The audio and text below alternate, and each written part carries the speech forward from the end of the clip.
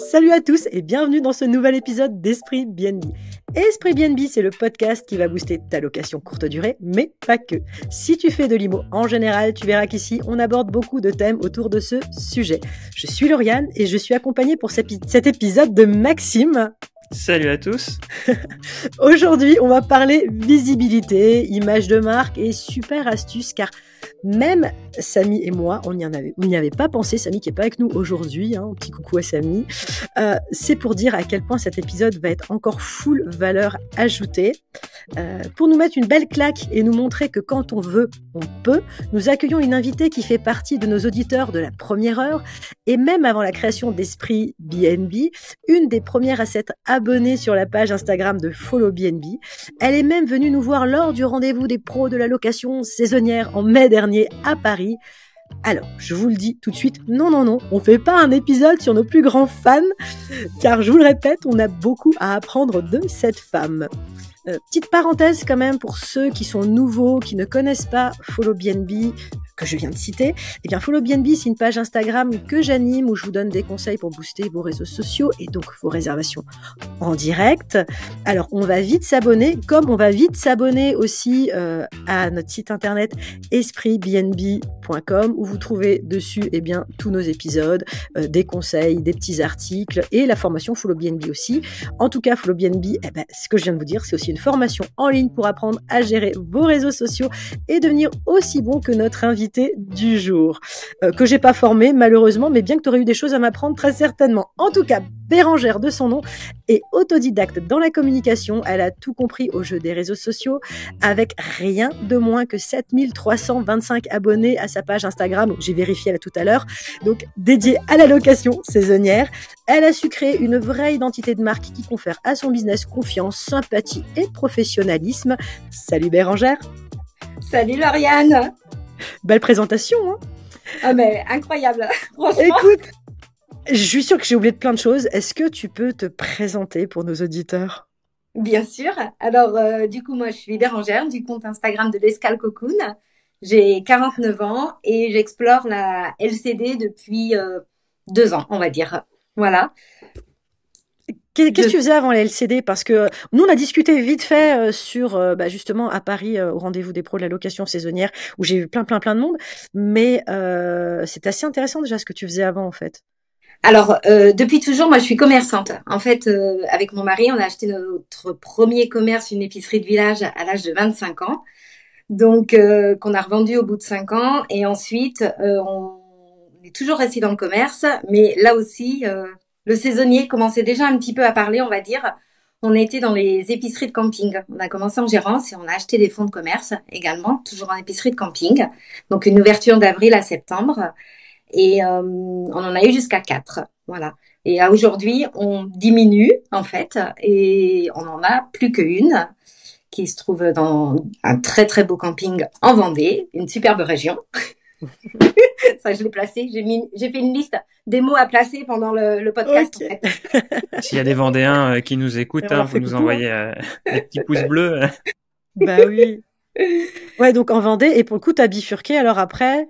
Parce que tu en as peut-être marre, en fait, de gérer les épiceries, de gérer du personnel, Alors, en fait, pour la petite histoire, c'est venu complètement par hasard. Donc, nous, comme je t'ai dit, on est commerçants depuis toujours. Donc, quand tu es commerçant, tu le sais, t'as pas de retraite. Donc, ouais, très vite, on s'est dit, il faudrait qu'on investisse une petite log, quoi, tu vois. Donc, on a construit notre RP et puis 5 ans après, on a construit dans notre propre village une résidence secondaire pour le coup, parce que c'était pas notre RP et qu'on a mis en location. Donc là, déjà, tu dis, waouh, c'est vous avez construit pour mettre en location, oui, en fait. On a construit pour mettre en location, équilibre à peine. Tu payes la foncière, tu payes les poubelles, parce qu'à l'époque, les poubelles étaient à notre charge, tu payes, voilà. Mais déjà, tu te dis, c'est bien, enfin, t'es trop content, quoi, de pouvoir faire ça. On avait 35 ans.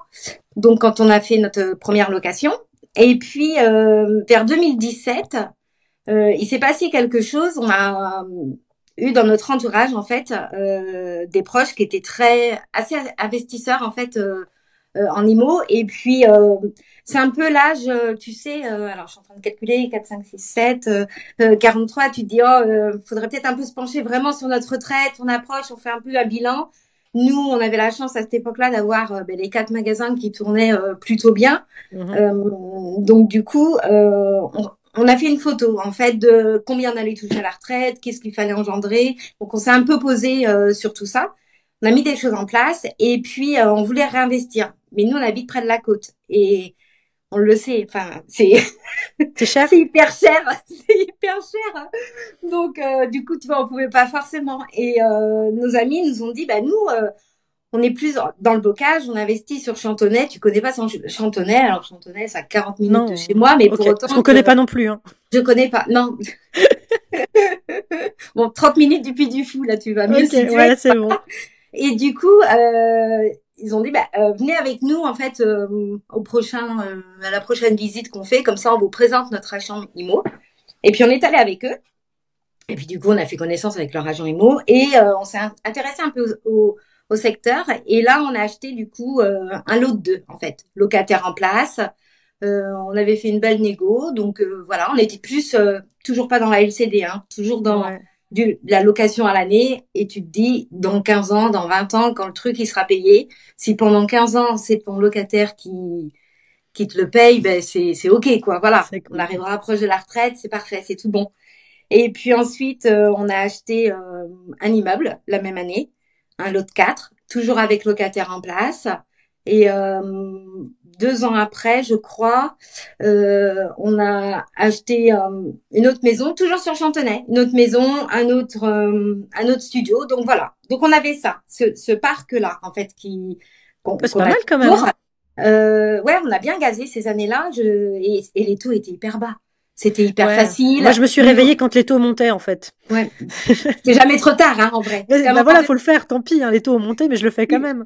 Ils vont baisser, tu pourras renégocier, c'est bon. Et du coup, on était bon dans ce truc des magasins, les 4 à fond, tu vois. Et puis, moi, je commençais. Le Covid est arrivé. Et moi, je commençais quand même un peu à m'épuiser. C'est pour ça que tu as fait de la LCD. Pardon. Je commençais un peu à m'épuiser. Je commençais à avoir des douleurs, en fait, dans le corps.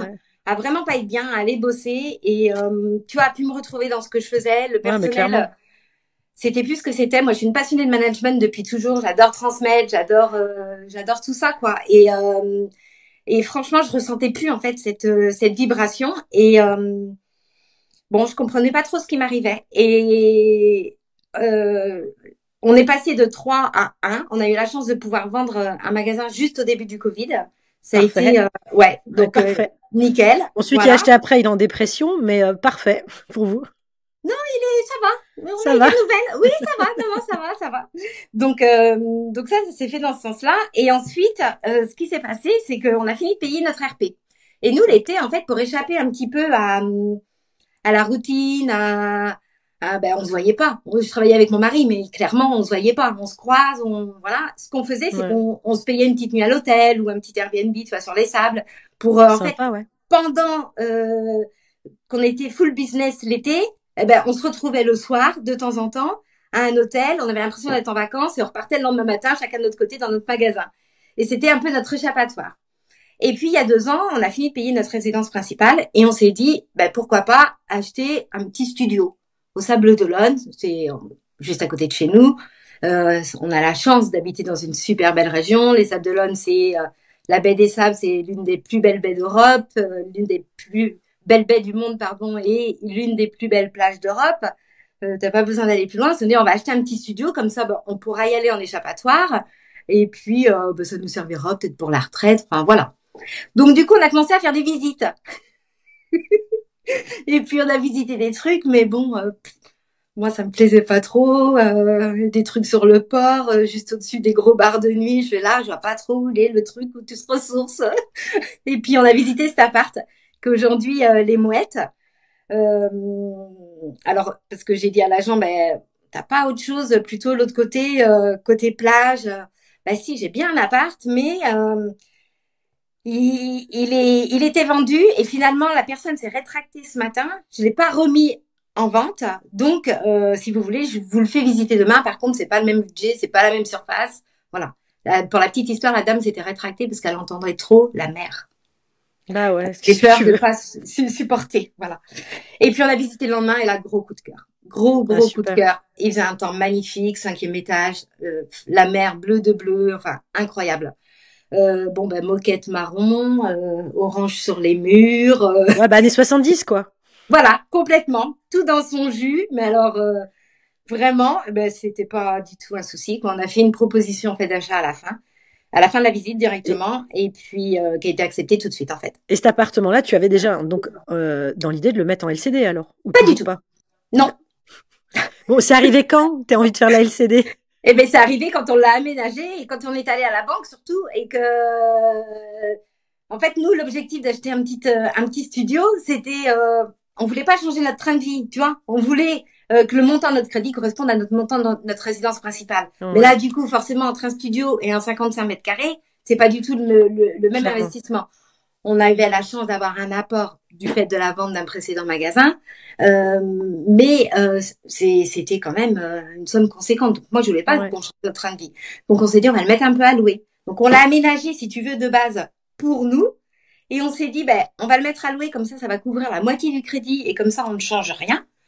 Et puis, ce qui s'est passé très vite, c'est que non seulement je me suis aperçue que ça pouvait payer la moitié du crédit, mais le crédit entier, et voire peut-être un peu plus. Donc là, je me suis dit, en vrai, il y a peut-être un truc à faire, autre chose que de la location courte durée.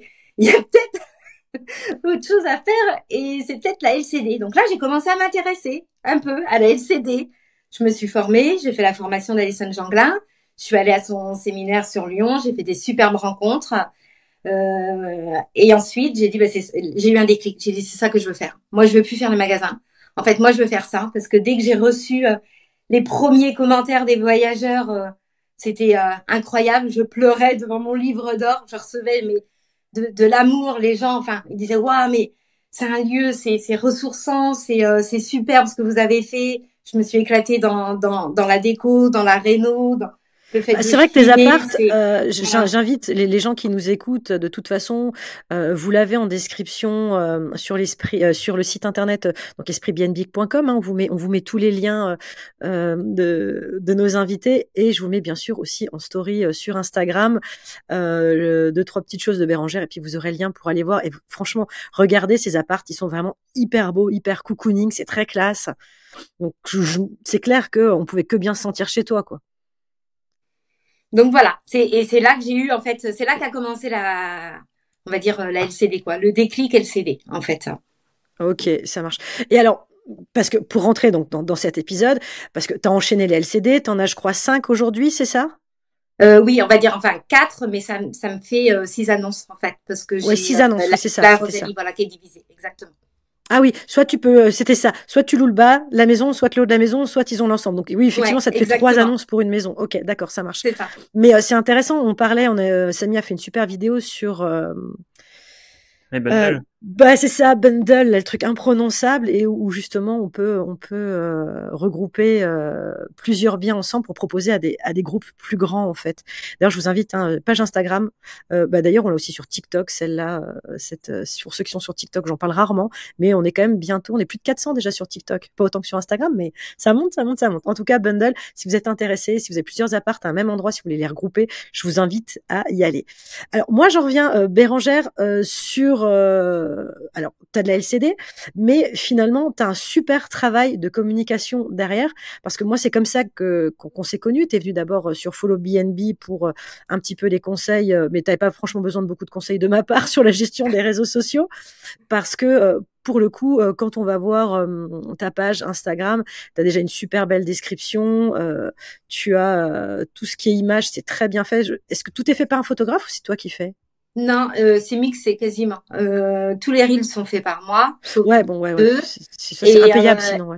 Les photos, je commence depuis peu à prendre le temps de tout restructurer, parce que comme tout est allé un peu hyper vite, même au niveau des logements, en fait. Du coup là, j'ai un photographe qui vient. Ça y est, il a quasiment fait le tour là de tous mes biens. Donc maintenant, du coup, j'ai de la superbe photo, quoi. Mais donc les dernières photos sur ton Instagram, ça c'est le photographe? Quand c'est les photos du logement, oui. Ouais. Ok, d'accord. Parce qu'elles étaient vraiment belles. Donc, si tu m'avais dit c'était encore toi, je t'aurais dit, ne paye pas un photographe, clairement. Parce que tu débrouilles. Non, mais ok. Elles sont hyper jolies, t'as des mises en scène quand même, tu vois, on a une photo qui est très chouette parce qu'on a, tu vois, on voit un couple sur le lit avec un livre en train de se détendre et tout. T'as même des vidéos, les vidéos que tu fais qui sont hyper bien. Et comment t'as eu cette idée en fait d'aller communiquer sur les réseaux sociaux? Comment tu t'es dit à un moment donné faut que t'y sois? Parce que pareil, non mais c'est pas ça, c'est que t'es comme moi, t'es pas la jeune génération qui passe sa vie sur les réseaux sociaux, tu vois. Donc à un moment donné, comment on vient sur Insta et on se dit tiens je mets mon business sur Insta? Ben, alors là aussi, c'est complètement le hasard. Quand moi, je fais toujours classer mes biens parce que je trouve que en meublé de tourisme, en fait, Ouais. je trouve que c'est une reconnaissance, ne serait-ce que pour moi, et c'est une comment dire enfin pour les voyageurs, je trouve que ça leur donne une ligne un petit peu de ce qu'ils peuvent attendre en fait dans le Ça, logement. et puis attends, on avait reçu Nathalie qui, elle, investit dans les stations thermales. Et justement, le fait de faire classer ses appartements, c'est quand même génial parce que pour le coup, tu as une reconnaissance aussi au niveau de l'office de tourisme qui te met aussi plus en avant quand tu as un meublé de Complètement. tourisme classé. C'était un super épisode d'ailleurs, celui-là, j'ai adoré. Et je me suis dit, je vais peut-être aller un peu dans le sud là-bas. Et du coup, la Villa Rosalie, quand elle a été terminée, il fallait que je la fasse classer. Donc, je visais un classement 5 étoiles parce que il y avait baignoire et douche. Et tu as vraiment beaucoup, beaucoup de points. Je sais pas si toi-même, enfin, si vous faites classer vos Non, hébergements. ceux de Strasbourg, je vais les faire classer, mais ceux que j'avais à la campagne, non, ils sont tout le temps pleins. Alors, je veux pas me casser la tête quand un truc est tout le temps plein. Alors du coup, tu as vraiment beaucoup, beaucoup de points qui sont divers et variés. Et tu as un point pour... je crois que c'est 2 points même de mémoire pour la communication, enfin, le fait d'avoir ton propre site internet. À la base, c'est ça. Et moi, pour le classement 5 étoiles, il me manquait genre 2 points.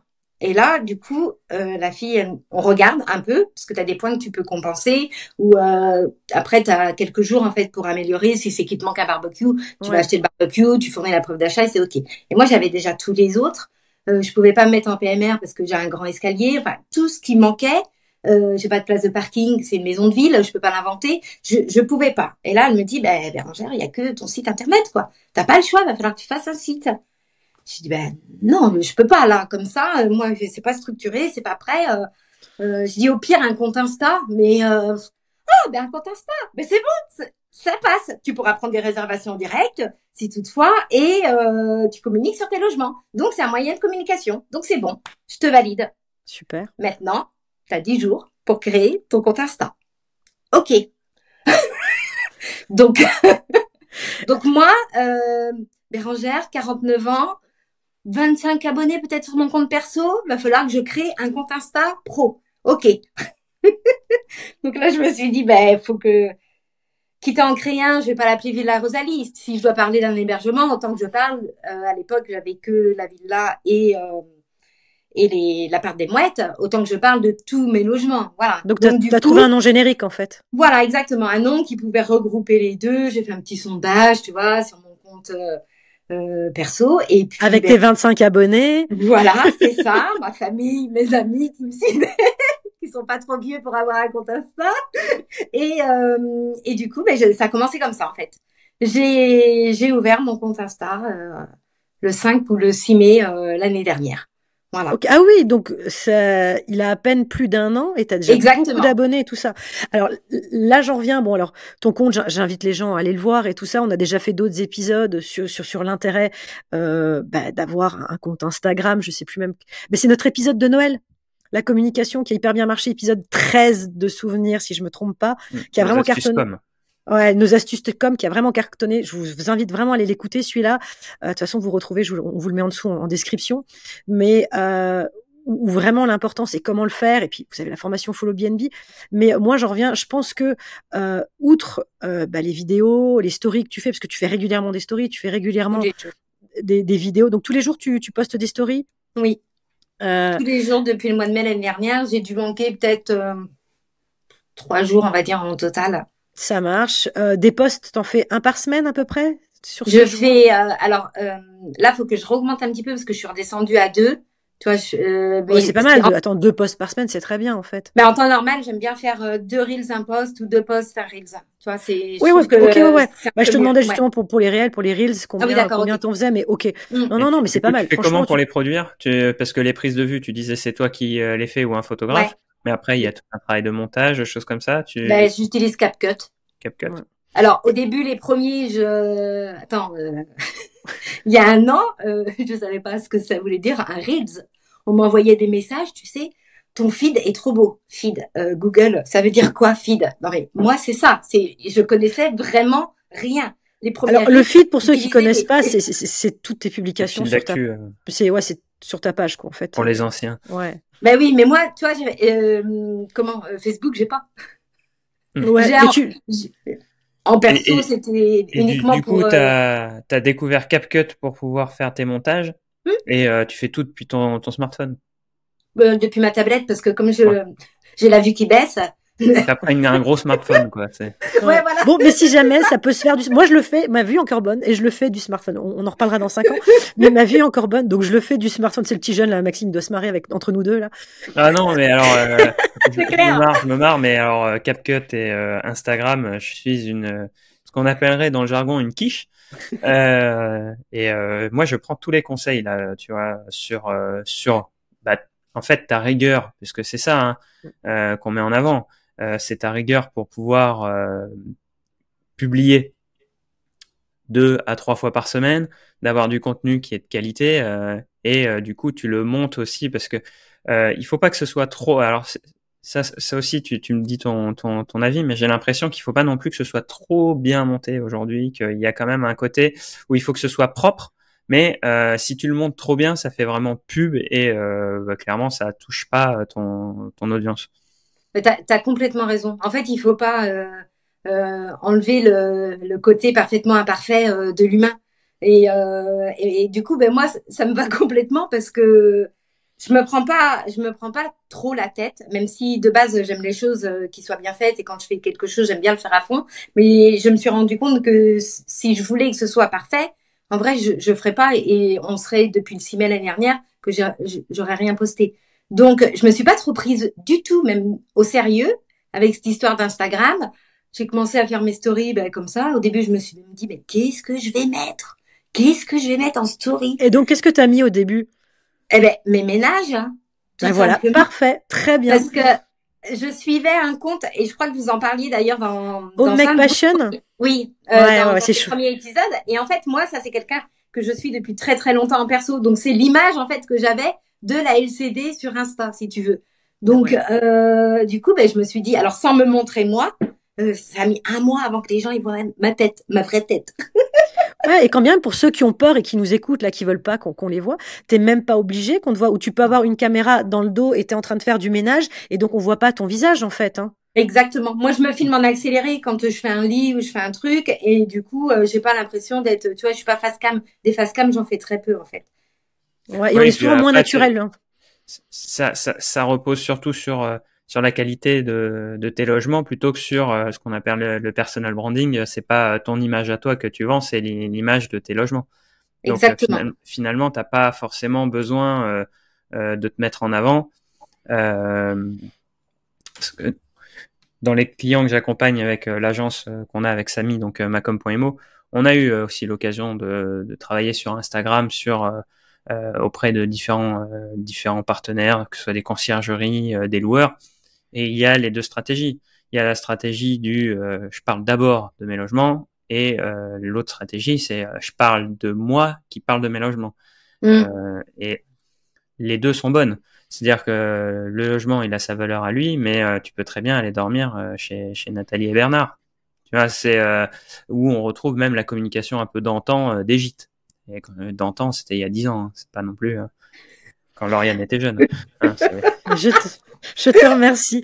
Mais en tout cas, Bérangère, alors peut-être au début tu te mettais pas trop en scène, mais il y a peu de temps, tu as lancé ton site de réservation. Finalement, tu as passé le pas, tu as lancé ton site de réservation en direct. Et alors, tu as fait un Reels qui est juste exceptionnel. D'ailleurs, je l'ai repartagé sur Follow BNB en disant ça les gars, c'est un super exemple. Ça, il faut faire comme Bérangère a fait, c'est trop bien. Et oui, je l'ai partagé aussi sur l'Instagram d'Esprit BNB, où on te voit quand même dans une baignoire. Attends, mais je vous explique. Donc, la vidéo, elle est dans une baignoire en train de faire son ménage, et d'un coup, super baignoire, un super salle de bain, elle fait son ménage, elle regarde son téléphone, et d'un coup, tu comprends qu'elle a sa première réservation sur son site de Reza, et comme elle était en train de rincer sa baignoire, eh ben, tu vois Bérangère dans sa baignoire en train de sauter dans tous les sens, de s'arroser avec l'eau, et qui crie merci. Enfin, en tout cas, tu l'entends pas, t'as une musique, et elle met un joli texte, merci, je découvre ma première réservation sur mon site. Donc, tu vois, au bout d'un an, tu t'es quand même finalement mis en scène, mais c'est une des vidéos où tu as fait le plus de vues. Elle a fait pas mal de vues. Ouais, elle a fait Elle est pas mal. Elle a fait beaucoup de vues, celle-là. Et franchement, c'est vraiment top, tu vois. Donc, on voit beaucoup de choses. Mais là, d'un coup, pour une fois, on te voit et on te voit un peu dans la folie, dans la joie et de se dire, OK, il y a le côté entrepreneur, mais l'entrepreneur qui est hyper content, bah, que son business, il avance aussi, tu vois. Mais c'est ça, il faut pas oublier, en fait, d'apporter de l'humain quand même et de montrer qu'il y a un humain derrière. Et surtout qu'aujourd'hui, on parle tellement d'LCD en automatisation, de tout ça, en fait, qui est vraiment d'actualité. Et on oublie que même derrière le moindre truc, c'est juste des humains en fait. On est juste des humains et que en plus moi je suis de nature hyper émotive depuis toujours. Donc quand je dis que ça me met en joie, mais ça me met en joie. Quand je dis que je pleure devant mon livre d'or, je pleure devant mon livre d'or. C'est comme ça. Je ressens des choses à l'intérieur de moi et. Mais c'est ce que les gens aiment aussi, hein. Vraiment. Hein. Je pense. Et il faut les exprimer. Ouais. Ouais, mais il faut. Alors, on l'utilise beaucoup dans les entreprises, réhumaniser le lien. Ça, on va l'entendre dans les grandes boîtes. Il faut réhumaniser le lien avec le client. Et c'est exactement ce que tu viens de dire avec le côté 100% automatisation de la LCD. On est en train d'automatiser, de mécaniser le lien avec les voyageurs. Et ce qui a fait le succès d'Airbnb, entre autres, c'était le fait de ne pas avoir un lien mécanique qu'on avait avec les hôteliers. Les hôteliers, vous réservez, limite des fois vous arrivez, vous avez croisé personne dans un hôtel, alors que normalement c'est quand même, il faut avoir une réception, il faut avoir des choses comme ça. Et c'est très déshumanisé un hôtel. Vous croisez une femme de chambre et encore si vous croisez du monde. La location courte durée, ce qui va faire son succès, ce qui va faire de la vraie valeur ajoutée, c'est quand derrière on se dit tiens, on va chez quelqu'un et on va dans quelque chose de différent. On va pas dans quelque chose d'impersonnel, on va dans un logement qui a été préparé. Et là, je pense qu'aussi ce qui t'a permis de valoriser le côté cocoon, pour reprendre le nom de ton Instagram, c'est aussi peut-être le fait d'avoir envisagé d'habiter dans ton logement. Et donc, du coup, de l'avoir préparé comme s'il était pour toi. Et donc, du coup, pas avoir une vision tout de suite commerciale, entre guillemets, d'avoir une vision de professionnel, mais d'avoir un peu une vision aussi de personnaliser sa touche. Et ça, c'est extrêmement important. Si on n'a qu'une vision d'hôtelier, finalement, je pense qu'on passe à côté aussi du concept de la location courte durée et du besoin des gens qui viennent prendre ce type de logement. Tu as complètement raison parce que en fait, sans le savoir, ce logement-là, comme je le voulais pour moi, enfin pour nous, et qu'il soit ressourçant pour nous, en fait. Donc, je l'ai vraiment créé dans ce sens-là. Et au final, on parle souvent, les archis d'intérieur, les bons, ils vont vous parler souvent des 5 sens qu'il faut utiliser. Tu sais, c'est comme quand tu vas dans un endroit, tu vas dans un hôtel et tu te sens bien, tu es dans une pièce, tu te sens bien, mais en vrai, tu sais pas pourquoi tu te sens bien. Mais sans t'en rendre compte, eh ben, c'est parce que ils utilisent les 5 sens. Et du coup, chez moi, j'ai ça. Alors, j'ai la chance d'être dans l'appartement vue mer. Donc déjà, au niveau de l'ouïe, on a le bruit des vagues. Au niveau de l'odeur, j'utilise des produits de qualité. Je mets du Ritual, c'est pas le petit fait braise, marque, voilà. Donc, on a ça. La vue, bon, il y a l'appart, mais il est le plus simple possible au niveau des murs parce que il faut pas oublier l'essentiel qui est cette vue mer sur tout un côté dans le salon. Donc la vue c'est ok. Et puis après toutes les matières. Donc des matières douces. Le linge de lit c'est la gaze de coton. Les serviettes elles sont forcément douces. Il y a des plaids, de jouer sur ça en fait. Et sans le savoir, j'ai réuni ces 5 choses de façon naturelle. Et c'est pour ça que ça match et que les gens, et ça c'est génial parce que ils viennent, ils se sentent bien. Quand ils partent, ils sont mieux quand ils sont arrivés Donc là, c'est super. Ils te disent merci. Parfois, ils t'achètent même un cadeau. Genre, ils ont payé pour être en vacances et ils t'achètent en plus un cadeau avant de partir. Non, mais ça, c'est incroyable. Et ils ont envie parce de que là, revenir. t'as touché une corde, une corde sensible, en fait. T'as été, pour eux, t'as été au-delà de leurs besoins. C'est-à-dire, je pense que c'est le marqueur du fait que t'ailles au-delà du besoin et que justement la notion d'argent s'efface par rapport à ça. Tu peux avoir le cas dans plein d'autres situations, mais un bon commerçant, c'est celui qui va être aussi en capacité de répondre aux besoins de son client, d'aller plus loin, sans pour autant occulter. C'est pas pour autant qu'il faut occulter le côté rentabilité. Bien sûr. C'est pas ça qu'on dit. Pas là pour faire du bénévolat, mais c'est d'apporter de la valeur, d'apporter plus, tout en restant dans ce cadre-là. Et d'apporter plus, ça finalement ça efface un petit peu le côté argent. Je peux faire le parallèle avec un restaurant où quand on va payer son assiette, finalement on va payer son repas. Par contre, vous êtes dans un cadre qui est super. Vous avez un serveur qui va vous conseiller sur les plats, qui va vous dire non mais prenez plutôt ça plutôt que ça, pas juste vous donner la carte et prendre vos commandes et vous amener vos plats, qui va avoir une vraie relation avec. Bah souvent c'est dans ce genre de cas qu'on va laisser un pourboire.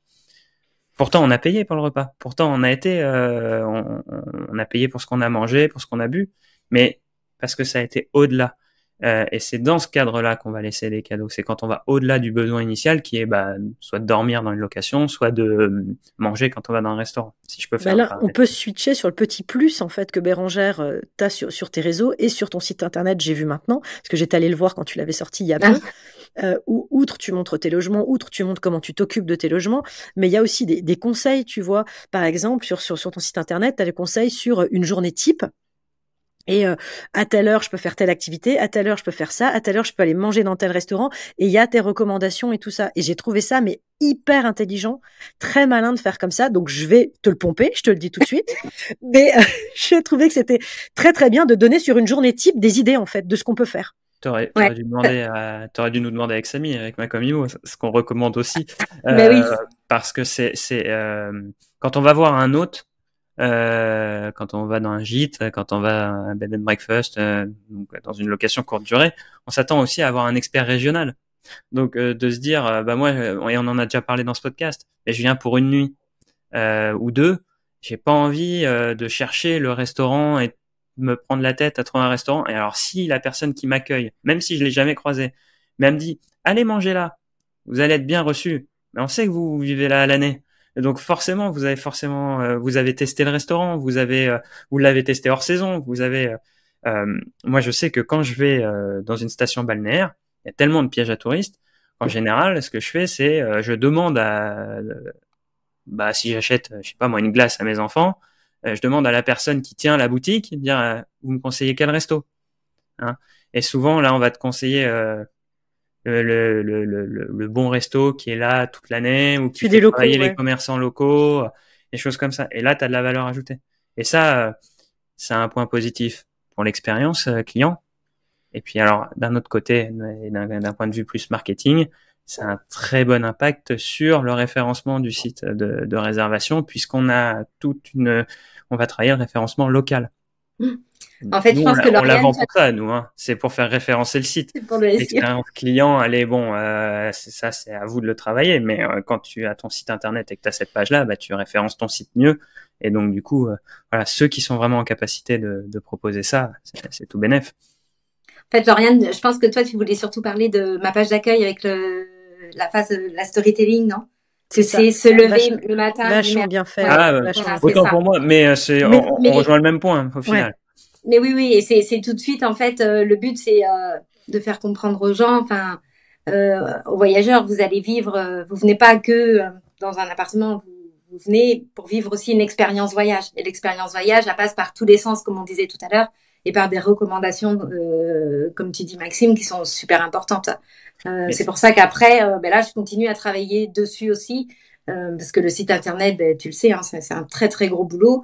Il est sorti il y a un mois, mais on est dessus avec Yann depuis le mois d'octobre et on continue encore à avoir des rendez-vous chaque semaine pour continuer à travailler chaque page. Il y a Ouais, encore mais des peut-être parce que toi aussi, tu avais pris quelqu'un qui connaissait pas le monde de la location courte durée pour ton site internet, Ah peut-être. si, parce Si, quand qu'il même. est lui-même loueur, hein, en fait. Ok, d'accord. Il a un gîte D'accord. lui-même. C'est pour ça que je l'ai choisi d'ailleurs. Ok, ça marche. Parce que je sais que moi, pour le coup, pour mon site, j'ai bossé avec, pour le coup, Maxime et surtout Samy qui me l'a fait aussi.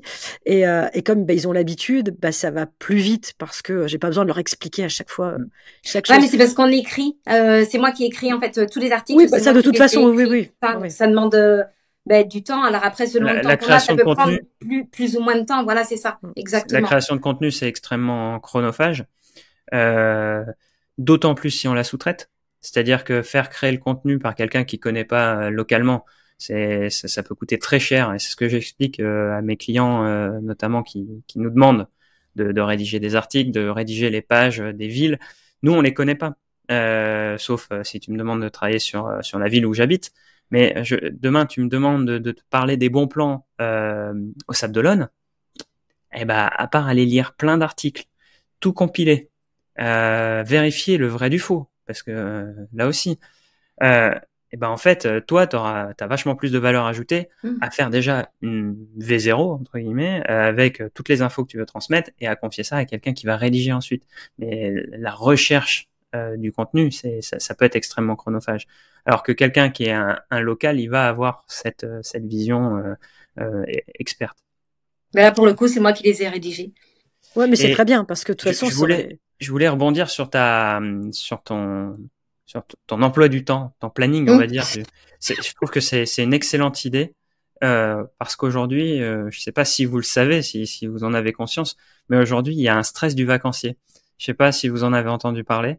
Où les gens aujourd'hui les vacances coûtent cher, partent pas souvent en vacances, donc ils se mettent un stress pour optimiser à mort. pour optimiser Je leur connais, temps de je vacances. suis ce genre de vacancier. Non, mais c'est une vraie problématique et c'est pour ça que les gens sont très nerveux en vacances aujourd'hui parce qu'ils peuvent pas bouchonner. Quand ils sont dans un restaurant, il faut pas qu'ils vivent une mauvaise expérience parce que les vacances sont très courtes et donc du coup, si je me gourre sur un restaurant, je suis là que 6 soirs dans l'année. Donc j'ai que 6 soirs de vacances. Donc si je me gourre d'un dîner, j'ai foiré quasiment 20% de mes vacances. Donc du coup, je trouve que tu réponds aussi à cette souffrance. Tu vois, le terme exact, c'est à cette douleur. En marketing, on va parler de douleur. Et répondre à une douleur, c'est comme ça qu'on crée de la valeur. Et quand on répond à une douleur, on crée un service et finalement, après, on peut en tirer une rentabilité. Donc c'est extrêmement intelligent. Tu vois, j'y avais pas pensé sous cet aspect-là. Et je trouve que c'est extrêmement malin. Après, la chose que je recommande le plus quand même, c'est de prendre le temps de rien faire.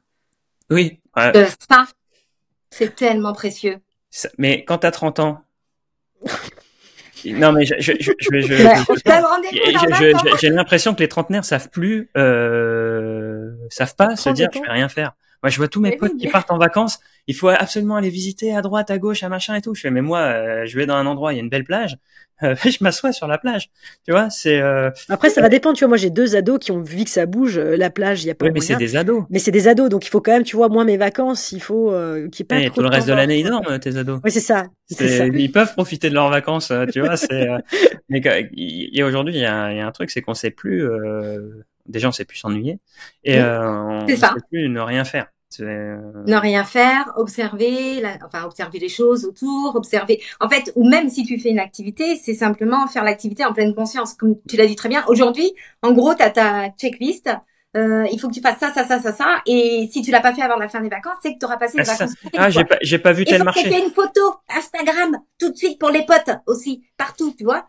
Et en vrai, mais oui, alors faire la photo Instagram dans ton logement qui tague ton logement, moi je dis en vrai, je suis d'accord. Hein. Ouais, mais tu vois, c'est très bien parce que toi, tu vois, si on prend ton positionnement, d'après ma compréhension, parce que je n'ai pas fait le même travail de préparation que Lauriane, qui est beaucoup plus sérieuse que moi. Et puis moi, je la vois tout le temps sur les réseaux, vu qu'elle nous like, alors je la vois, je vois ce qu'elle fait. T'as un positionnement où t'es aussi dans cet aspect un peu cocooning, donc de prendre le temps. Et en fait, dans le planning d'inclure ces phases de repos, les gens se disent, ouais, en fait, oui. Effectivement, je l'ai prévu. J'ai le droit de lire un bouquin, prendre un café sur la terrasse à 9h parce qu'il y a la marée ou machin. Et tu différencies les plannings par rapport à... Alors ça c'est du détail, mais Vous venez pour un week-end, vous venez pour une semaine, Non, alors ça peut être dans une deuxième phase en fait où je vais pouvoir justement par Insta et puis après le répercuter sur mon site parce que j'ai. Tu viens en amoureux, tu viens avec des enfants, Oui, tu viens voilà, avec des tu sais, ados. Oui, non, mais après, t'as selon ta 50 000, clientèle. Mais si tu viens pour une semaine, si tu viens pour un week-end, les choses à faire, les immanquables, voilà. Ça ouais. fait partie de ma longue checklist à faire. Après, la différence, si je comprends bien, de ce que tu fais avec le guide du routard, parce que finalement, le routard, c'est faut faire ça, faire ça, faire ça. Et aujourd'hui, les gens, ils se font leur checklist à, comme tu dis, j'ai pas fait tel marché, j'ai pas fait ma photo devant tel statue, je suis pas allé voir le coucher de soleil sur l'île de machin. Tu vois, c'est un drame. Et de se dire, là, moi, je vous conseille ça, mais dans une vision globale, tu vois. C'est pas la course. C'est qu'en fait, on a intégré ça. Tandis que quand tu fais une liste de choses à faire, les gens, ils vont pas arbitrer. Ils vont pas dire, je vais en faire que 2 sur les 10. Si j'en fais que 2 sur les 10, j'ai 20% de la note, je sais pas bien. C'est ça. Et puis, ça dépend des gens aussi. Ça dépend, déjà, vous venez pourquoi, vous venez, toi, il faut s'adapter aussi par rapport à la personne qui vient. Parce que toi, Maxime, si tu viens chez moi, tu vas pas attendre les mêmes choses que Lauriane, par exemple. Clairement. Donc, mais moi, après, vous pouvez venir ensemble, hein. J'aime ne rien faire, moi, tu vois, c'est. Ah, c'est parfait, tu vois, une petite 40 minutes dans le jacuzzi, obligatoire. Voilà. Moi, le dernier week-end que je me suis fait en amoureux avec ma femme, on a pris ça un hôtel au milieu des pins, d'une forêt de pins en Gironde. Nos potes nous disaient, mais il y a rien à faire là-bas. Justement, on part pour ne rien faire. Donc, en plus, on n'est même pas sollicité par se dire, oh là, il y a tel truc ou tel truc. Non, là, il y a rien. On est au milieu des bois. On va pouvoir prendre un vélo si on veut aller se balader. Et voilà. Ouais. Mais ça, c'est cool. Ça, c'est, mais on n'avait pas les enfants. Parce que quand t'as les enfants, quand c'est pas pareil, t'as trouvé des activités parce que sinon, et donc, 40 minutes dans le jacuzzi avec les enfants qui hurlent à côté parce qu'ils s'ennuient, c'est pas pareil, tu vois. Bon, écoutez, moi, je reviens un petit peu à ton Instagram. Pour le coup, alors, pour moi, t'as tout coché, vous verrez, pour ceux qui ont déjà fait la formation Follow BNB, pour ceux qui veulent l'apprendre ou qui me suivent sur les réseaux Follow BNB, il y a des choses à cocher, donc à faire des posts, à faire des stories, à faire des reels, à mettre en avant son logement, à mettre en avant comment on entretient son logement, à donner des conseils sur ce qu'il y a à faire dans le secteur et tout ça. Et puis, je vois finalement, toi aussi, pour le coup, tu as même des partenariats. Là, il y a pas longtemps, j'ai vu que tu as fait un partenariat avec une influenceuse. Je sais pas si tu peux nous raconter vite fait comment elle est arrivée jusqu'à toi, comment vous avez lancé le truc. Ah, tu veux parler d'Ivana, je pense. Ouais, c'est ça. Mais si tu en as peut-être eu d'autres, je sais pas. Moi, j'ai vu celle-là. Excuse-moi, j'ai vu celle-là. Non, mais c'est pas grave. mais parle alors de celui qui est le plus intéressant. C'est deux profils complètement différents et du coup, on va dire deux attentes différentes. Je vais parler de Pauline et Valentin de la pause que j'ai reçue l'été dernier, en fait, que je suivais avec mon compte perso depuis très très longtemps. Donc ils sont venus avec un couple d'amis à Villa Rosalie. C'est toi qui les as contactés? C'est moi qui les ai contactés, en fait. Aujourd'hui, alors on me contacte pas beaucoup. On me contacte parfois, mais ça si je les connais pas en vrai, je vois pas l'intérêt d'intervenir. Ça, je vous donne déjà une info. Il y a énormément de micro-influenceurs avec 3000, 4000 abonnés qui vont vous écrire en disant « Offrez-moi un week-end, je parlerai de vous ».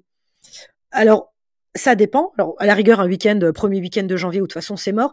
Mais allez voir quand même quels sont leurs abonnés parce que mais ça peut être intéressant des influenceurs qui ont 5-6 000 abonnés si leurs abonnés sont vraiment des gens qui pourraient éventuellement venir voyager dans ce secteur. Mais ça demande quand même un travail pour aller vérifier les gens qui sont abonnés chez eux. Parce que forcément, ils vont dire, oui, même ma communauté, elle va réserver et puis ils ont un week-end gratos. Donc ça, c'est à voir. Donc, il faut être très, très prudent. Toi, ceux que tu connaissais, tu les as contactés. Donc, moi, et c'est la meilleure façon à faire, d'en trouver et de les contacter. Et c'est surtout qu'ils sont spécialistes du voyage. En fait, eux, ils sont influenceurs du voyage et ils sont de Vendée. Ils sont de Montpellier. Ok, super, très bien. Donc, moi, vraiment des régionaux, top. Voilà, ils cochaient toutes mes cases, quoi. Ouais. Je leur ai dit, si un jour vous voulez venir, même si tu vois, ils habitent pas très loin des Sables, hein, mais je dis, si un jour vous voulez venir, moi, je vous reçois avec plaisir. Voilà, ça a commencé comme ça. Et puis, écoute, Bérangère, notre planning est booké, mais peut-être il nous reste 2 nuits, mais c'est en août, toi, ça va pas t'intéresser. J'ai dit, mais moi, en vrai, je m'en fous. Enfin, j'étais pas bookée, j'étais juste ouverte. J'ai ouvert le mois de mai pour la saison. Donc, c'est pas grave. Enfin, Bah, je t'avouerai, moi de mon côté, j'ai des influenceurs, j'ai un influenceur qui va venir au mois de décembre. Alors tu sais, l'appart au mois de décembre à Strasbourg, marché de Noël, mais c'est pas grave parce que mine de rien, ça va quand même me coûter moins cher que si j'avais été obligée de faire une campagne de pub à côté pour mon logement. Et puis ça te donne une vraie notoriété quand tu as un influenceur connu qui vient dans ton appart. Oui, et puis il vaut mieux qu'ils viennent là où ton logement est le plus en valeur. C'est-à-dire que c'est ça, en janvier quand il y a rien à faire. Voilà, s'il vient, je dis, je me suis fait chier chez elle, voilà, alors que là, il veut faire le marché de Noël, tu vois, c'est tout l'environnement. Oui, clair. Tu vois, s'il vient au Sable d'Olonne un jour où il pleut, c'est dommage. Là, tu te fais mince. Ouais, bon, quand ils sont venus, il a pas fait très beau, ils ont pas eu de bol. Mais bon, ça arrive. Il pleut il n'y a pas qu'à Bordeaux qu'il pleut. Hein. Bah, pas qu'à Bordeaux. Bah non, mais attends, à la côte atlantique, nous, on n'a pas de problème de sécheresse. Hein. Non, mais on a moins de problèmes d'humidité qu'en Bretagne. Enfin bon, on va pas se mettre tout le monde à dos, mais... et donc, pour le coup, tu as travaillé avec eux. Ils ont fait des stories, des reels, c'est tout ça. Ils ont fait...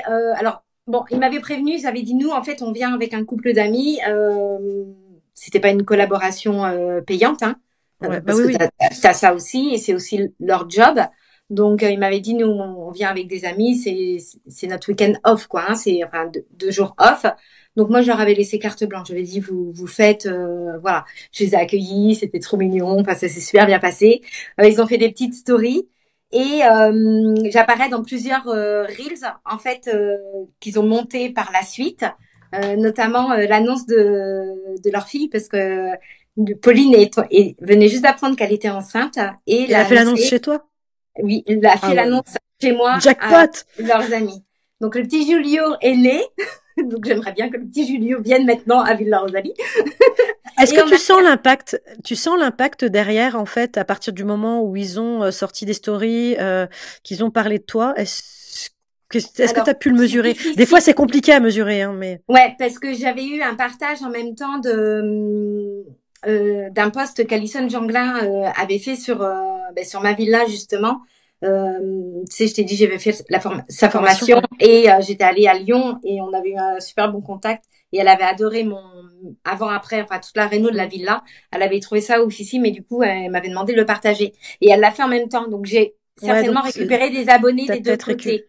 Voilà, c'est ça. Ouais. Par contre, effectivement, suite à ça, dès que tu reçois un influenceur chez toi, ça me revient que là, pour le coup, dans la semaine, j'ai eu plusieurs propositions, en fait, d'autres influenceurs qui voulaient aussi venir. Ah bah, t'as tous les autres. Oui, bah, ça, c'est clair. Et ça, après, il faut faire le tri. Effectivement, ça, c'est clair que t'as tous les autres qui le suivent, qui vont dire, oh, là, il y a moyen d'aller. Oui, on va demander. Ça. Alors, t'as ceux qui veulent venir gratos. Et puis, t'as ceux, qui, normalement, quand tu bosses avec un influenceur qui a de l'influence, il vient gratuitement, forcément, et en général, tu payes même. Donc, si tu arrives à en avoir qui viennent que gratuits, c'est bien, mais voilà, il y a à boire et à manger, il faut, mais prenez la formation, je vous explique. Mais les attentes, elles sont pas les mêmes, quoi, voilà, c'est ça. Mais clairement. Rappelle le nom de la formation.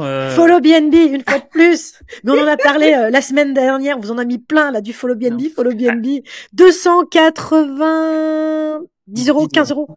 290 €. Bon sang de bonsoir. Au-delà du prix, si vous voulez retrouver toutes les informations, vous allez sur espritbnb.com, vous regardez dans le menu et vous avez la formation, vous avez un petit lien qui va vous amener directement sur la page Follow BNB et vous aurez toutes les informations sur cette formation pour connaître toutes les astuces de Lauriane sur la gestion d'Instagram. Hein. Voilà. C'est juste la petite parenthèse pub. Mais oui, mais parce que tout le monde en parle tout le temps. Pour avoir d'autres astuces après. J'ai fait un coup de gueule la semaine dernière parce que tout le monde me dit ouais, mais moi j'ai fait mon site internet et puis finalement ça marche pas. Mais ce qu'on disait tout à l'heure, le site internet c'est très très très bien, mais c'est impersonnel, c'est froid. Et donc pour le coup, les réseaux sociaux, c'est ça qui ramène de l'humain, de la chaleur et tout ça. Le site de réservation, c'est un canal de vente. Il faut qu'il soit le plus ergonomique possible, il faut qu'il soit le plus rassurant possible, il faut qu'il soit le mieux fait possible. Mais en gros, un site de réservation, il a pour vocation à rassurer et à convertir. Par contre, il n'a pas du tout d'objectif d'attraction. C'est-à-dire que ceux qui pensent que le site de réservation va attirer directement tout seul via Google, je vais taper vacances Sable d'Olonne. Bingo, ils sont chez toi, tu sais. Et hop, ils arrivent. taper vacances Sable d'Olonne, l'escale cocoon. Comme ça remonte. Voilà. Vas-y, il aussi. faut taper le nom de la boîte. Et donc, c'est de se dire, en fait, il faut le canal d'acquisition, il faut aller le chercher ailleurs. Alors, il y a Instagram pour le plus Mais il y a évident. Facebook aussi, hein, ça dépend. Il y a Facebook, mais il y a d'autres éléments. Hein. Ceux qui sont capables d'aller faire du démarchage en physique auprès des entreprises. Ouais. Alors là, ça n'a rien à voir avec ton sujet. Mais bref, tu peux être sur LinkedIn. Il y a sur LinkedIn, pourquoi pas, j'en sais rien. Moi, je me forme en juillet sur ça. Mais sur LinkedIn. Il y a plein ce sera toujours une part minimale pour le site qui sera capable d'attirer par lui-même des gens. Il y aura toujours un autre canal, que ce soit donc Instagram. Le plus évident pour nous, qui proposons le site, c'est la fidélisation des clients, notamment avec des flyers et des QR codes, avec des bons de réduction dans les logements. Pour les gens qui viennent directement et plutôt que repasser via Airbnb ou Booking ou n'importe quoi, la prochaine fois, passer par mon site de réservation. Mais voilà, ça c'est quand même important de le dire, c'est qu'un site de réservation, s'il n'a pas une tête de gondole pour attirer dedans, c'est pas le site de Reza qui donne envie en premier lieu d'attirer. Et on en parlait, Lauriane, dans les têtes de gondole, donc dans les aimants à visiteurs sur le site. Vous avez aussi, on parlait des fiches Google My Business avec notre réel qui a fait des milliers et des milliers de vues sur Instagram. Mais c'est vraiment aujourd'hui beaucoup de gens recherchent via Google Maps. Donc si vous êtes en capacité de publier vos photos aussi via votre fiche Google My Business et que ça apparaît sur Google Maps, en fait, vous avez votre truc qui clignote pour attirer l'œil et qui après envoie vers votre site. Et là, va rassurer, va expliquer le principe de la location. Bref. Ça fait pro, quoi. Il faut toujours un truc qui attire vers le site de réservation. Voilà. Ça. C'est, et le site de réservation, il a vocation, lui, à vous faire gagner de l'argent parce que vous prenez en direct, vous payez pas les commissions en plateforme, vous payez pas, les notations extrêmes, dans le sens où, quelqu'un qui aurait vécu un mauvais séjour, ça reste entre lui et vous traitez l'insatisfaction, le mécontentement, ça reste une gestion commerciale et passe sur la place publique. Malheureusement, aujourd'hui avec Airbnb notamment, l'avantage est donné aux voyageurs et donc on peut avoir des notations extrêmes qui n'ont pas forcément de lien avec la réalité. Ou même avec ton bien en fait, comme je disais la semaine dernière. J'ai quelqu'un qui m'a mis une mauvaise note parce que le resto d'à côté était fermé le jour-là. Mais moi j'y peux rien si le resto est fermé. Tu vois. On entend trop le bruit de la mer. Tu vois, c'est ça. Je serais pas surpris qu'un jour clairement. J'arrive pas à dormir, les vagues elles font trop de bruit. Donc voilà, le site de réservation il va permettre ça et c'est un moyen d'optimisation de sa rentabilité et je viens de le découvrir par nos échanges en début d'épisode, c'est aussi un moyen de pouvoir un des critères de sélection pour être classé en meublé. D'après ce que j'ai compris. Moi, je savais pas non plus, mais tu vois, je l'aurais appris dans pas longtemps. Tu viens de me donner un nouvel argument pour nos sites internet. Mais c'est ça, clairement. Faut le rajouter sur votre page. Voilà. Autre chose, donc là on a parlé de ta visibilité sur les réseaux sociaux et tout ça, tu fais tout ce qu'il faut, on rajouterait un point, mais ce point-là c'est les concours, et les concours ça va avec la partie que j'avais envie en deuxième temps de parler, c'est ta notoriété en local, parce que finalement c'est ça que je trouve hyper intéressant sur ce que tu fais, c'est que finalement t'ouvres c'est ta villa je crois, mais peut-être d'autres, mais t'ouvres ta villa à des commerçants ou à des artistes locaux, et pour le coup j'ai vu que t'ouvrais aussi, pour le coup tu faisais aussi des concours. Je pense que c'est en partenariat avec eux, les concours. Est-ce que tu peux nous expliquer ça? Alors, pourquoi tu ouvres, quand tu ouvres, à qui tu ouvres, ce que ça t'apporte aussi pour tes logements, pour ta notoriété sur les réseaux, et puis les concours, parce que les concours, c'est hyper intéressant de faire des concours pour avoir plus de gens qui s'abonnent et fidéliser les gens. Les gens aiment bien les concours.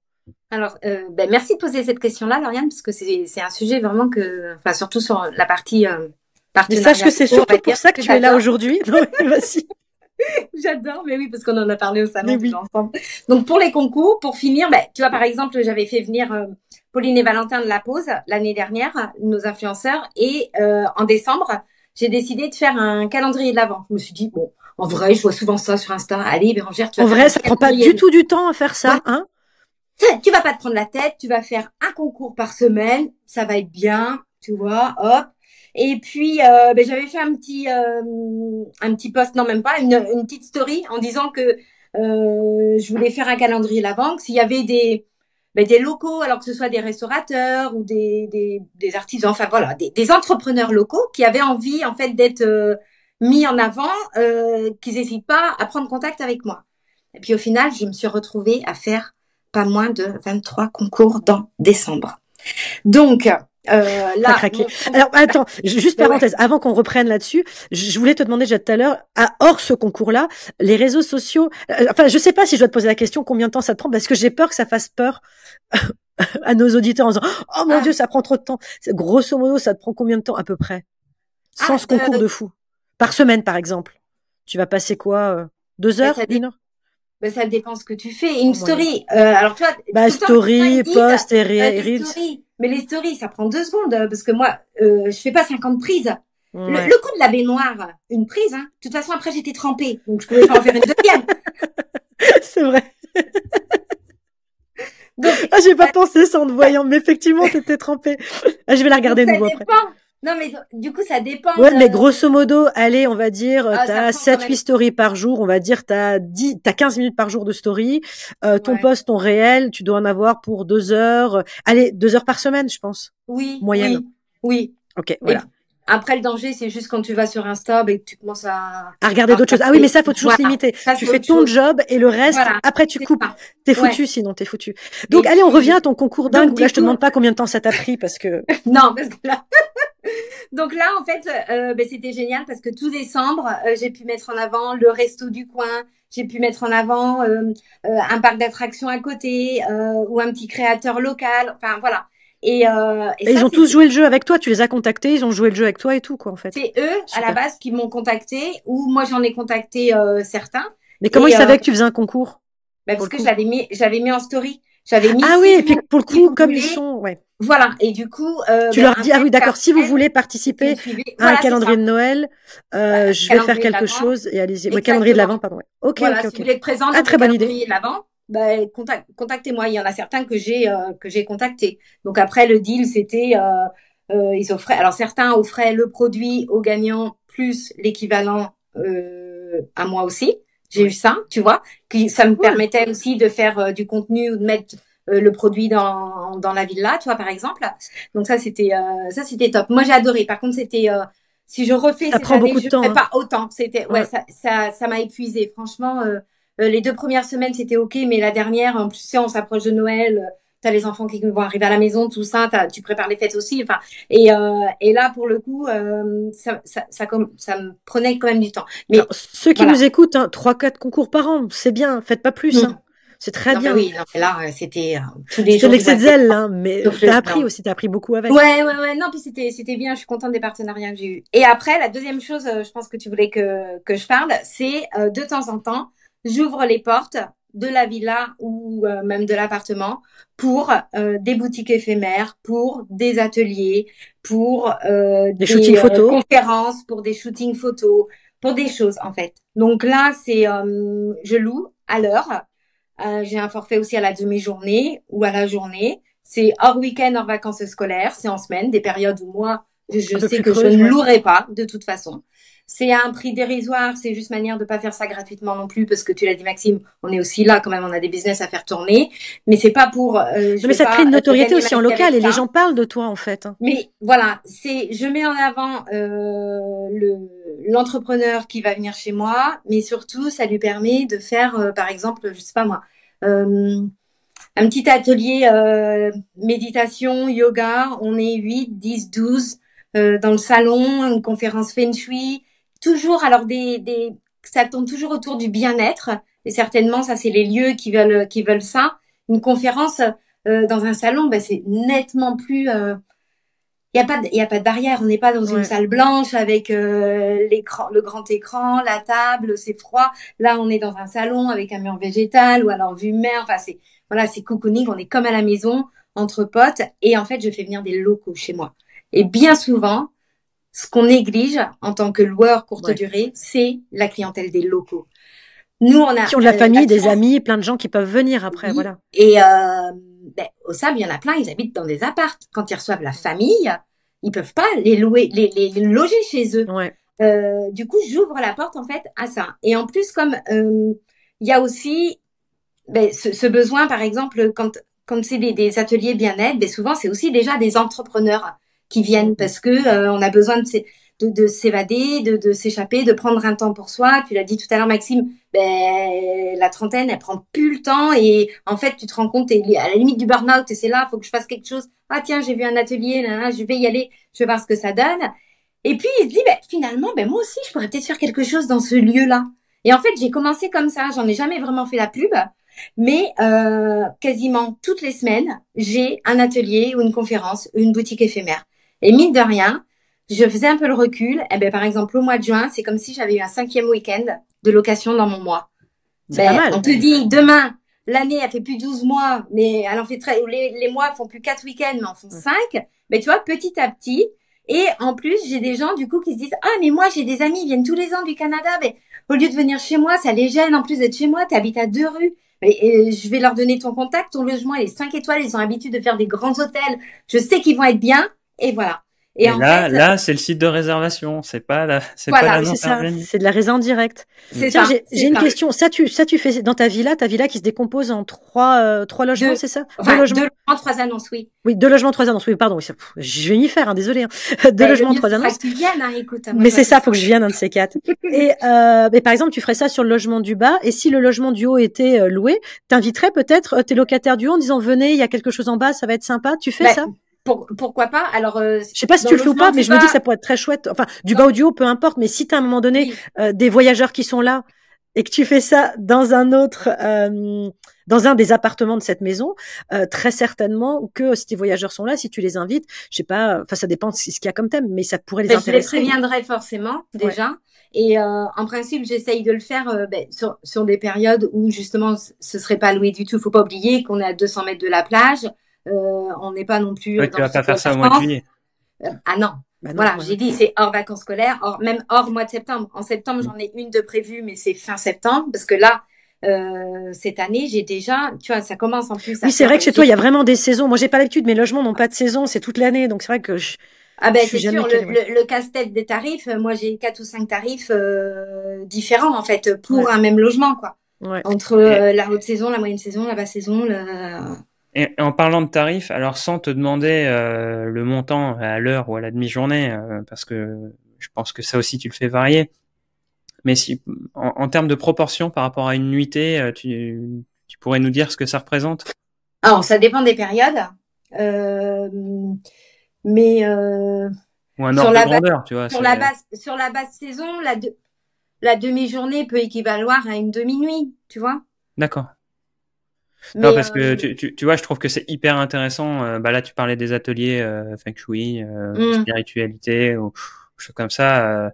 Je trouve qu'en tant que nous entrepreneurs aussi, c'est intéressant des fois de se retrouver dans des lieux qui ne sont pas des bureaux, qui sont pas. Tu parlais du paperboard, du plafond en plaque avec des néons. Non, mais des fois, tu as besoin de travailler dans des lieux. On le fait pas parce que les espaces de coworking et choses comme ça coûte une blindasse. Ça coûte cher et ils sont pas si bien faits que ça pour la plupart, je trouve, voilà. Pour en avoir fait plusieurs. Finalement, tu te retrouves avec des salles, quoi, presque. Bon, où il va y avoir 2-3 cadres quand même, tu vois, ça va être moins affreux. Moi, j'ai mon appart à Strasbourg où j'ai envie, pour des moments dans l'année, de louer sur l'après-midi en coworking, sur des demi-journées en coworking. Et là, j'ai eu une entreprise, enfin une fille qui a un réseau de VDI, tu vois, elle a loué, elle est venue pour un vide dressing et quand elle a vu la villa, elle a dit moi je vais venir avec mon équipe en fait pour la remercier et du coup elle est venue en séjour avec toute son équipe. Elle a réservé, je lui avais recommandé la prof de yoga qui a l'habitude de venir faire les ateliers, donc elles ont fait du yoga en duo, enfin c'était sympa dans la forêt juste à côté et puis après elles ont fait jacuzzi, et elles ont pris le traiteur que j'avais recommandé. Donc, bref, il faut que tu deviennes mon city manager. Si tu veux, Lauriane, tout peut se faire. Mais chacun ses compétences et tu excelles là-dedans. Moi, je suis admirative. J'ai beaucoup plus de mal avec ça, moi, vraiment, je l'admets. Je suis nulle là-dedans, quoi. C'est intéressant de voir parce qu'on parle beaucoup des upsells pour améliorer sa rentabilité. Et là, tu vois, bah, c'est un nouveau levier que tu viens de présenter, c'est de se dire, ok, mais en période creuse, quand j'arrive pas à remplir mes nuitées avec des voyageurs ou avec des pros en Des déplacement, travailleurs. Et quitte à casser les prix, tu vois, parce qu'à ce moment, on fait des super promos, tu il vois. y a la journée. Alors, comment dire, les gens négatifs, les craintifs, les Ils vont dire pessimistes. ça te prend du temps, hein. Ils vont dire Ah ça. non, même au-delà du temps, ils vont te dire, et comment tu fais pour pas attirer des couples illégitimes À l'heure. Ah à oui. l'heure, tu vois? Et en vrai, j'ai envie de dire, bah, à la limite, s'ils payent une demi-journée et que j'ai juste à nettoyer la chambre, c'est limite de la rentabilité aussi. Enfin, faut, pourquoi se Et en priver de même ça? temps, parce que là, les gens t'appellent, c'est des gens avec qui tu discutes pour la non, résa et tout ça. et Ils Et là, c'est réservent du pas réseau, comme là. ça, C'est ouais. pas, tu le loues pas attention. sans connaître, sans avoir, enfin, c'est pas Oui. sans avoir rencontré, mais, il y a Alors quand même si, c'est exactement ça, c'est sans avoir rencontré. C'est-à-dire que, tu vois, j'ai eu un contact d'ailleurs parce que c'est une page que j'ai mis en valeur aussi sur mon site internet. Et à la sortie du site, j'ai déjà eu depuis 2 contacts comme ça via le formulaire de contact pour mais après, la c'est toi page qui vas faire une Rebelle. remise de clé en main propre ou, Ah mais même souvent, moi j'assiste à l'atelier parce que moi j'adore. Donc bah voilà, tu voilà. vois, t'es Voilà. présente. Ben, Enfin, Donc là, non, mais c'est, voilà. tu et évites les déjà couples les et tout gens, ça. C'est vrai avant, que tu vois, c'est pas applicable pour tout le monde ben, bien parce que sûr. celui qui va te dire, mais moi j'ai 100% automatisé mon business et parce que bah en fait c'est un side business puisque je le fais à côté de mon job. Oui, ça c'est pas fait pour toi. Tu vois, il faut être très clair. Par contre, c'est vrai que celui qui s'est dit, bah en fait maintenant je ne vais vivre que de ça, que de mes locations, mais fais-le le truc à fond. T'as une après-midi de libre, bah si ça se trouve la librairie à côté, elle a peut-être un auteur qui a besoin de faire une dédicace pour Ça, je vendre l'ai ses déjà bouquins proposé à quelqu'un. et voilà. Les auteurs indépendants aujourd'hui, ils ont tellement de mal à être mis en avant dans les librairies, dans les choses comme ça que si Et on en fait, gagne tellement peu, je vous le dis. Hein. Moi qui écris des livres, ouais, bah c'est c'est pour la ça que tu les galère. vends Hein. en direct parce qu'il faut que J'essaie de les vendre un max en direct, hein, c'est pas la peine. mais tu vois, Et ceux bien qui sûr, font une des livres séance pour enfants, par dédicace, exemple, ça Yann. peut très bien s'y prêter. Une lecture pour des enfants, tu vois.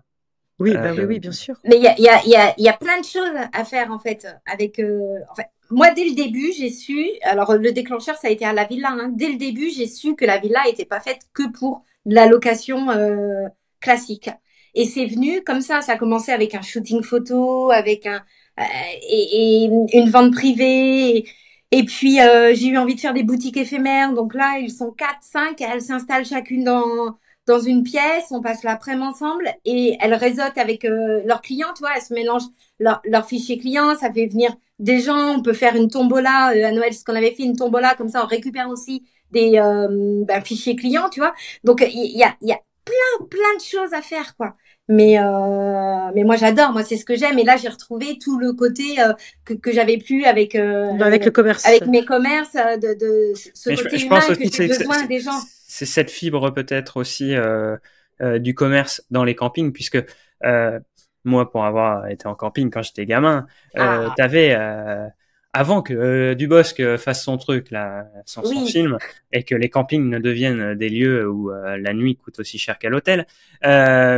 C'était quand même un truc où tu partais, au final, le petit commerce, c'était limite, tu vivais dans un quartier pendant 15 jours, ça devenait ton quartier, c'était ton commerçant de proximité, de quartier, limite, ta mère le rencontrait, et puis après, bah, que tu t'avais retrouves 7 chaque ans, et année puis t'allais aussi. faire tes courses tout seul, quoi, enfin, parce que c'était un environnement. Et le commerçant, celui qui tenait la boutique, en général, il tenait la boutique, et puis après, il se disait, tiens, mais attends, je vais peut-être faire des frites, parce qu'à 19h, tel jour, le petit resto, il est pas là, tiens, je vais installer une machine à glace ou un truc. Et en fait, il cherchait tous les services complémentaires qu'il pouvait proposer. Et donc, il fallait tout le temps être en réflexion pour apporter un nouveau service et correspondre à cette vision. Et c'est la même chose. Tu parlais que vous aviez commencé en étant commerçant dans un village. Je pense que c'est la même vision. C'est-à-dire que si tu es dans un village où il y a rien, en fait, si tu ne fais que commerce classique, tu t'en sors pas. Hein. Il faut que tu ailles au-delà. Bah c'est ça. À l'époque, on faisait des foires au vin, des soirées dégustation avec qu'on invitait les gens. Enfin, mais moi je dis toujours, j'ai la chance. Mes parents m'ont fait avec une boîte à idées. J'ai 15 idées rien qu'en vous parlant. C'est pour ça que j'ai tout le temps un papier, un crayon avec moi parce qu'en fait, j'ai tout le temps plein d'idées et je vis 15 vies en même temps. Mais ce que je trouve intéressant dans ta façon de réfléchir, et c'est, je le prends pour moi aussi, hein, c'est c'est de se dire, je vais vendre quelque chose à ma base qui est là, c'est-à-dire que j'ai fait le plus dur. J'ai réussi à attirer des gens autour d'un concept, d'un projet, mais je vais essayer de leur vendre quelque chose, mais pas uniquement dans un... Alors, bien sûr, il y a toujours ce but de rentabilité, hein, mais en fait, je vais d'abord répondre à un besoin avant de répondre à une problématique de rentabilité de mon côté. Et en répondant à ce besoin, par contre, je ne réponds à ce besoin que si je suis capable de dégager de la rentabilité. Je ne vais pas répondre à un besoin si derrière je n'ai pas, si ça dégage pas de marge, ou si derrière ça m'apporte pas quelque chose. Exactement. Et il faut pas, il faut toujours avoir cette vision de, je réponds à ce qu'on appelait une douleur, mais j'y réponds pas gratuitement non plus. Mais c'est mon objectif principal.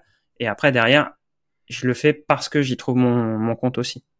Ben, en fait, avant de faire quelque chose, il faut toujours se demander déjà qu'est-ce qui nous freine, pourquoi est-ce qu'on ne le ferait pas. Et souvent c'est la peur de quoi? Ben, la peur de pas être rentable. Bon, ben, du coup, si tu enlèves cette barrière-là, est-ce que tu vas, est-ce que tu vas pas, en fait? Et là, si tu te dis, ben, j'y vais parce que je veux tenter, je veux voir ce que ça donne, ben, tu vas. Et comment tu peux faire pour que ensuite ça devienne rentable? S'il faut ajuster les tarifs, s'il faut ajuster, ben, on ajuste. Et moi, l'appartement des mouettes, comme on a dit tout à l'heure, à la base, on l'a fait pour nous. On s'est dit, on va le mettre à louer un peu, genre pour que ça paye la moitié, que ça change pas. Et on l'a fait du coup sans pression financière, tu vois. C'est pas comme quand tu fais une réno et que derrière tu dis, faut que je tienne le budget, il faut que ça rentre parce que j'ai mon prêt absolument à rembourser, je suis sous pression. Et là, en fait, on a eu la notion de plaisir de A à Z. On réalisait le rêve d'une vie et en plus, on avait la chance que ce rêve-là, ce lieu totalement cocooning, on allait pouvoir le faire partager au monde entier. Petite et en question. vrai, c'est un cadeau. Hein. Est-ce que tu en profites de cet appart avec ton mari? Alors, bah non. Parce que, alors, tu sais ce que j'ai fait, Lauriane, les 2 derniers ateliers yoga qui ont eu lieu là-bas, j'ai dit, je reste dormir. Donc, voilà, comme ça, je me lève vue mer. Mais il faut qu'on se rebloque parce qu'il est loué tout le temps, en fait. Donc, bah ouais, mais ça marche. Tu vois, vous avez la vision inverse, c'est que vous l'avez créé pour vous et vous l'avez loué. Et moi, ce que je dis souvent dans le podcast, c'est vous avez créé des trucs pour les louer, allez-y vous. Tu vois, parce que en fait, tu sais pas si la chaudière a fait pas du bruit à 5 heures du matin, si on n'entend pas tes voisins, parce qu'il y a des gens qui habitent dans l'immeuble. Si en fait, il y a pas un gars qui à 6 heures se lève pour aller bosser puis qu'il est bruyant. Tu vois, moi typiquement, moi j'ai un voisin, il démarre sa moto à 6 heures et il a fait tourner pendant 10 minutes parce que faudrait pas qu'elle soit froide quand il part. Bon, si t'es pas au courant de ça et que t'es un voyageur, en fait, tu vois, tu vois, tu peux pas te mettre à sa place. Tu peux pas. C'est bien, tu lui indiques qu'il y a un petit resto en bas. Ouais. En fait, le petit resto, il est fermé un jour sur 2 parce que les patrons, en fait. Ouais, ou il a changé de proprio puis tu sais pas. Ou Voilà. Donc, et là, tu t'es en décorrélation. Il y a une dissonance entre ta promesse et la réalité du truc. Donc, c'est pour ça, moi, je dis, il faut vivre l'expérience aussi qu'on vend, qu'on vend à ses clients. On a toujours testé nous nos logements et même la villa à chaque fois. Je dis à ma sœur, viens avec tes enfants et comme ça, allez, parce que comme ça fait 2 maisons, tu te dis mais si les 2 machines, les 2 fours, les 2 lave-vaisselle, ils fonctionnent là. Est-ce que vraiment les lecs en vrai et les 2 jacuzzi en même temps, est-ce que ça tient, est-ce que ça passe? Donc on est allé un week-end, on a tout mis en route, tu sais, t'en as qui sont sous toutes les douches, machin, pour voir si ça passe. Enfin, plein de choses et tu te rends compte, tiens, il me manque ça, ou tout bête, les dessous de verre, j'ai pas pensé aux dessous de verre pour l'apéro, regarde, voilà, et tu rajoutes sur la checklist, quoi. Enfin, il faut vivre l'expérience voyage, toi, pour être le mieux à même à... Surtout quand ce que tu vends, c'est l'expérience. Nous, on le dit toujours, il faut avoir un positionnement qui se différencie sur le marché. Je vais pas dire le plus facile. Le plus évident, c'est l'expérience, donc il faut la vivre. Mais je rassure ceux qui vont avoir des appartements lambda dans des villes de campagne, par exemple. Je vais prendre le cas, vous avez un appartement en Charente à côté d'Angoulême, il n'y a pas forcément énormément de trucs à vivre et c'est pas une expérience que vous proposez hors du commun ou voilà. C'est autre chose. Vous vous positionnez sur autre chose. Vous visez les pros, donc c'est un logement qui est dédié aux pros en déplacement. Par contre, vous pensez quand même que le week-end vous allez le louer, il faut que ce soit confortable. Mais c'est pour faire quelque chose en dehors du logement. Ça devient plus qu'un hébergement. Vous pouvez très bien partir sur un truc à thème, et là, c'est vraiment 100% l'expérience. L'autre jour, on a accompagné un client, lui, il vendait des nuitées à la chambre. Donc, en fait, c'était un logement qui était partagé. Il n'y a pas de notion d'expérience, il n'y a pas de notion c'est un hébergement, point barre. Donc, c'est un positionnement qui se fait par le prix. Donc, ça aussi, c'est quelque chose qui est à prendre en compte. C'est de se dire, je me positionne prix. Donc, il y a différents types de positionnement qu'on peut travailler. Par contre, il faut les pousser à fond. Si on se dit, tiens, je vais prendre un truc, mais je vais baisser mon prix, mais pas à fond parce que je veux quand même être plus rentable. Mais par contre, c'est pas corrélé avec l'expérience qu'on vit dans le logement ou la qualité du logement. J'ai un client qu'on accompagne. Il a, lui, ce qu'il s'est dit, c'est quand on dort chez moi, la literie, c'est un nuage. Voilà, c'est son mantra. C'est mec, il met 3000 balles par matelas. C'est comme ça. Bon, derrière, il y a le tarif à la nuitée, il est en fonction aussi de tout ça. C'est intégré dans son. Par contre, celui qui va proposer le même tarif sur un matelas Ikea qui est en mousse avec rien du tout, là, qu'il a sorti de ça. Il y a un moment où ça va pas aller, en fait. Moi, j'aime beaucoup quand tu parles, et ça a toujours résonné en moi, et vraiment, je te remercie. À chaque fois, tu dis ça, la différence entre la valeur perçue sur l'exemple du rouleau de PQ. Mais ça me fait halluciner les gens. Alors, on parle pas de celui qui loue une chambre à 35 € la nuit ou quoi, mais je suis choquée quand il y en a un sur Insta, je vais pas citer, mais ils ont des pures maisons, ils ont tu vois, et ils sont en train de revendiquer, de dire, j'ai encore reçu un message du voyageur qui me dit, mais comment ça, il y a qu'un rouleau de PQ et on est 15 dans la maison. Et qui te répondent, mais vous n'êtes pas à l'hôtel. Mais attends. En fait, ils ont payé le prix, donc ils ont le droit d'avoir. C'est 19 centimes, t'as payé 300, 500 balles ta nuit et t'es à 19 centimes près. Mais t'as rien, enfin, moi je me dis, mais t'as rien compris. La pire expérience que j'ai vécue en Airbnb sur une déception, valeur perçue. Mais une déception. On prend une maison avec des copains et donc on part entre copains. Et on cherche une location dans notre ville où on a tous passé notre bac. Et on cherche une maison assez grande pour accueillir tout le monde. Et il y en a une, elle nous tape dans l'œil. Il y a un billard. Tu te dis, je me retrouve mes potes de lycée à se faire une petite soirée. Et il y a un billard. Bam! Mais c'est formidable. Dans la cave. C'est-à-dire, on n'est pas obligé de sortir. On peut rester à la maison et on n'a pas besoin de reprendre le volant. On a un billard. On peut mettre de la musique. On est bien. On arrive la cave, on voit le billard, super. Ça avait bien été mis en valeur, parce que c'est assez bas de plafond, machin. Jusque là, pas trop déceptif. Et là, on dit comment on récupère les boules du billard. Et à côté de ça, t'avais une machine à bonbons, tu sais, où fallait mettre 2 € pour récupérer la pièce de 5 francs, qui te permettait de tirer tes boules. Oui, tes boules descendent. Et en fait, si tu voulais faire une deuxième partie, il fallait remettre 2 € pour retirer une pièce. Et je fais, mais alors, la nuit, elle nous avait coûté 250 €. Mais il aurait pu le mettre dans la nuit, on a mis notre pièce de 2 €. Mais... On a mis notre pièce de 2 € et après, tu bouches le billard, tu vois, c'est à l'ancienne. Mais moi. C'est frustrant. Parce que on l'avait réservé avec le compte de Samy, qui est aussi son compte perso, son compte pro. Tu vois, il a ses logements. Donc, il peut pas se permettre de trop casser. Voilà. Je dis, mais moi, ça aurait été fait avec mon compte, je te le dis clairement, la machine où il y a les pièces, elle finissait en miettes par terre, et je récupérais les pièces dedans pour jouer au billard sans même mettre 2 €. Il y a une question aussi de se dire, je te vends un service, tu vas avoir, enfin, c'est même pas un service, là, c'est une expérience, c'est un élément différenciant qui va faire que je choisis ton logement, et au final, tu me demandes 2 €. Et surtout si c'est pas précisé, comme tu dis, Lauriane, au pire des cas, précise. Mais là, mais même pour un billard, 2 €, il tient pas une salle d'arcade. Il va gagner 4 € dans. Non, mais. Tu vois, bon, les amis, sur ces bonnes paroles, on arrive tout doucement à la fin de notre épisode. Maxime, il veut toujours qu'on fasse des épisodes plus courts, mais j'arrive jamais à l'arrêter. Quand c'est intéressant, c'est difficile parce que alors là. Tu vois. Mais c'est toujours intéressant, c'est ça le problème.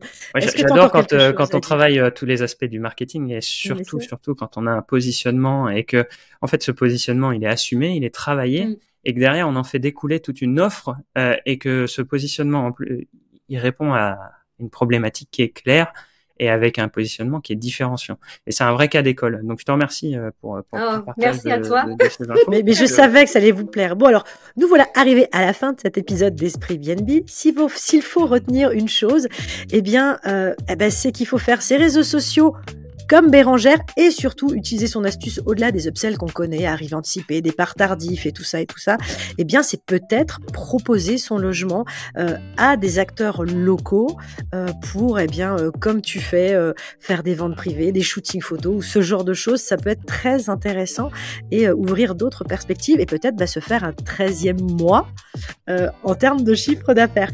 Merci Bérangère d'avoir été avec nous. Si vous avez envie d'aller voir ces annonces, vous avez le lien sur notre site espritbnb.com, sur notre page Instagram. On vous a tout mis. Nous, on se retrouve mardi prochain pour un nouvel épisode. Merci à vous de nous avoir écoutés. Pour ne rien louper, abonnez-vous à notre newsletter. Pour nous soutenir, il suffit de liker, d'enregistrer, de partager, de commenter, de nous mettre 5 étoiles comme Maxime aime bien le dire.